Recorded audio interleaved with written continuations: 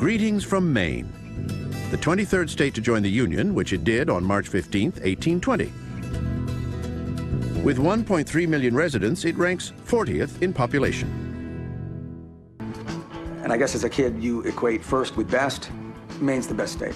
Over the years, I think that's still my opinion. You know, we are the beginning of the new world. Maine is nearly as large as the other 5 New England states combined. Its dramatic terrain is the product of the Ice Age. Around 20,000 years ago, North America's last great continental glacier began to melt. It left behind the natural wonderland you'll find today, a kaleidoscope of bays, inlets, harbors, and more than 5,000 coastal islands. But spend a particular type of winter day in Maine, and you'd never guess that the Ice Age has been over for 100 centuries.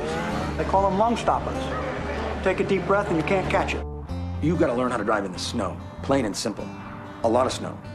If it would snow in the morning as you woke up for school, school is not going to get postponed for the day. No chance. Maine's harsh winters actually cost the state the distinction of being the site of the first permanent English settlement in New England.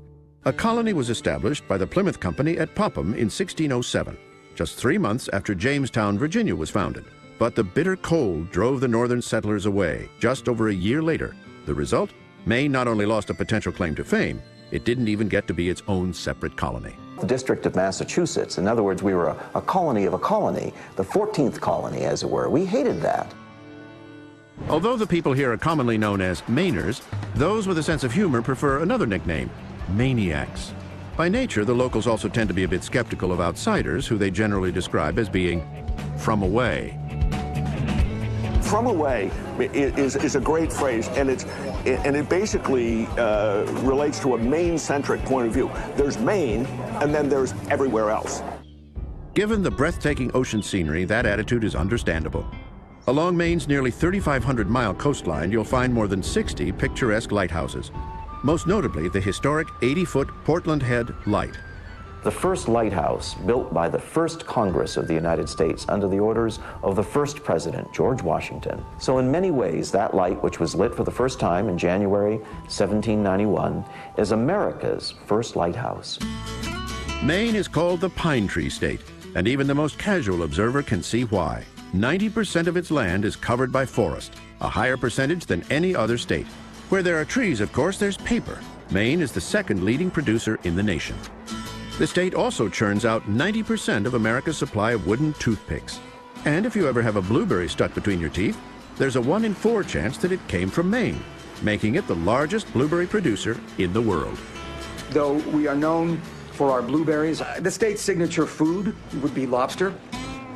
Today, the sweet meat of this coveted crustacean is a delicacy. That wasn't always the case.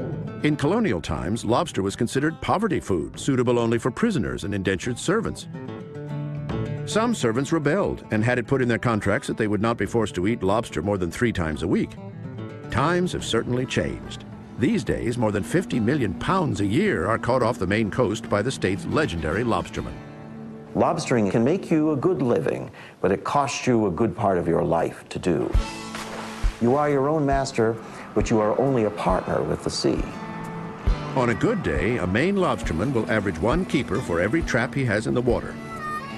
And for law-abiding lobstermen, size does matter. The lobster has to be a minimum of 3 1/4 inches across their back, what's called the carapace, from the eye socket to the edge of the back. And he's longer than 3 1/4, and then we can keep him. Granted, anybody that has eaten a Florida lobster, and no slam on Florida, but eating a Florida lobster or even a West Coast lobster, and then you eat a Maine lobster, because they come from the cold waters of Maine, they always taste better. For those 19th century mariners who developed a taste for alcohol with their lobster, the state wasn't exactly a haven. In 1851, the passage of the so-called Maine Law was a crucial victory for the early temperance movement. Its champion was the mayor of Portland, Neal Dow. Opposition to the law turned violent when word spread that a supply of medicinal alcohol was being stored in the basement of Portland's City Hall. Mayor Dow's many enemies got a mob up one evening in early June 1855. A lot of immigrants, many Irish, people that Dow made it very clear he didn't like. And they stormed City Hall to get at the medicinal liquor. There, Mayor Dow called out the city militia, the light blues. And as the crowd made another surge against the building, he ordered the militia to fire into his own townsmen. Neal Dow's militia wounded many and killed 1 man. Although Neil Dow became known as the father of Prohibition, the rum riot effectively ended his political career. Some 55 years later, another Mainer would make his own mark on the national stage in a much more agreeable arena. In 1912, Leon Leonwood Bean, a 39-year-old outdoorsman from Freeport, Maine, created a new style of boot to keep his feet dry while hunting. It became so popular with his friends that he decided to offer it for sale. Over the years, the LL Bean catalog expanded considerably. In addition to an ever-increasing product line, its artful images of the Maine wilderness have inspired many to visit the state. The people want to see the real goods that they've seen presented in such attractive contexts, in such an authentic setting. And so a trip to Maine is not complete without a run to LL Bean.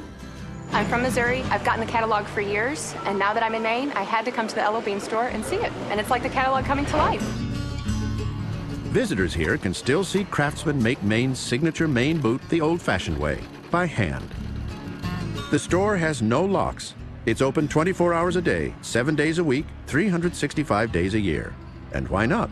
The great outdoors never closes. The sheer physical beauty of Maine, it's just immense. The leaves really do change as many colors as there are in the galaxy. It's just magnificently beautiful. Look here, I'm talking about America, sweet America.